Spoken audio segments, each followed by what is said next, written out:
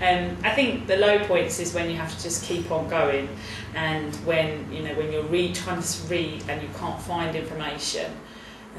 that can be quite frustrating. But then when you keep going, you manage to find it. Really, that's the hardest part of it. I think with the low point is, where you sometimes find it difficult to, engage deeper with the work that you're doing, and you sort of get prompts from your supervisor, but it's an issue of you being able to find that balance of what exactly is this project leading to, and that is very frustrating because you have to keep thinking, changing and refining your views on what you're doing, and I think that's the low point because it can really sap the energy out of you.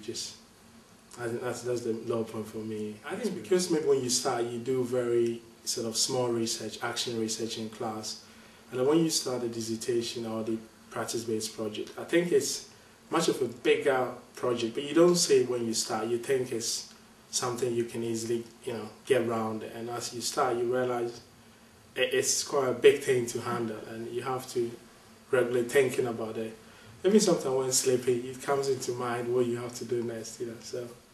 it's sort of a thing that I think you can't even finish it because you can improve on it every time if you look at it that way. I found that the lows of doing the dissertation were reaching that definite point where I had to start committing myself to writing, and that even though I'd made plenty of notes, plenty of jottings, mind maps, I had a whole big file of pieces of paper, to then have to commit myself to putting it into paragraphs and to start that whole refining process, it was nerve-wracking. I got used to it, and then I found it really, really useful to just write and write and write and then go back and rewrite, because that was my method of working. But to know that at a certain point in the calendar, the only way forward is to absolutely have that chapter finished by that time was difficult. It felt like a very long period of time when we came back for our sessions in October, and in May you will, etc., etc. And you thought, I've got ages.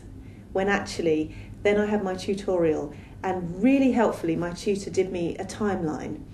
for three of us actually, and said, okay, by this time this needs to be done, by this time this needs to be done, and it suddenly shrunk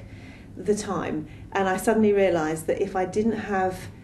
an amount of things really under my belt and conquered by Christmas,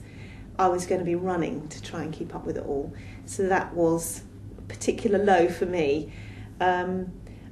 Also, I think time management and lifetime management, having a family to run and a job, it was hard work, and I had to be very disciplined.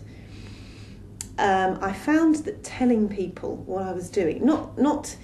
everybody, but telling key people that this is what it was going to be like, telling my head teacher I'm going to have some time off around about Easter time, around about after Easter,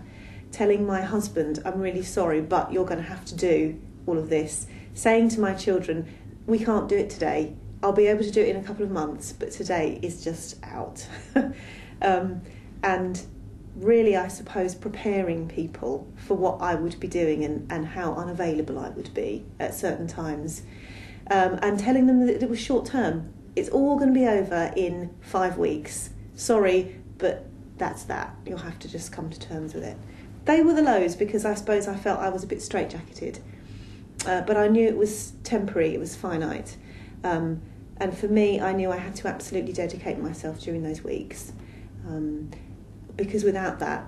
I would feel panicky and I would feel like I wasn't really fully in control of it. So feeling that I was working out my space, if you like, that weekend is dedicated, that weekend is not going to be so dedicated, that really helped me get over those lows and plan my time